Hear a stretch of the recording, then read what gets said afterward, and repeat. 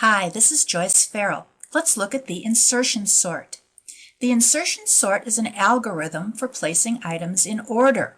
The values have to be stored in a list, and then you examine each element in the list. And if it's out of order relative to any earlier items in the list, you move each out of order earlier item down and insert the tested element.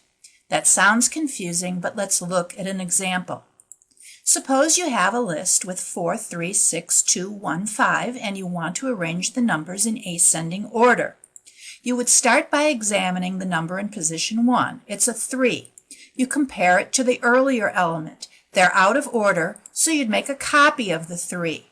Then you'd move the 4 down the list and insert the 3 where the 4 used to be. You've reached the top of the list, so now you'd look at the next number, 6.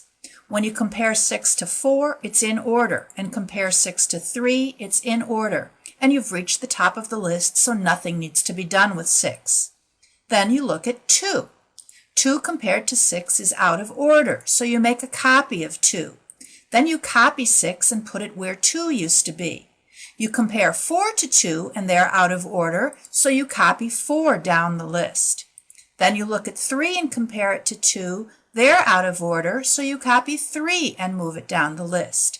Then 2 can go into the top spot. When you look at the next number, it's 1. When you compare it to 6, they're out of order, so you make a copy of the 1. Then you copy 6 and move it down the list. 4 and 1 are out of order, so you copy 4 and move it down the list. 3 and 1 are out of order, so 3 gets moved down the list.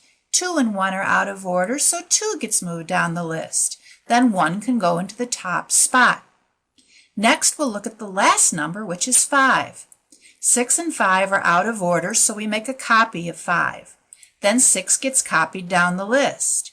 Then you compare 4 and 5. They're in order, so 5 gets inserted where the 6 used to be. We've traversed the entire list, and now they're in order. That's how the insertion sort works. Thanks for watching.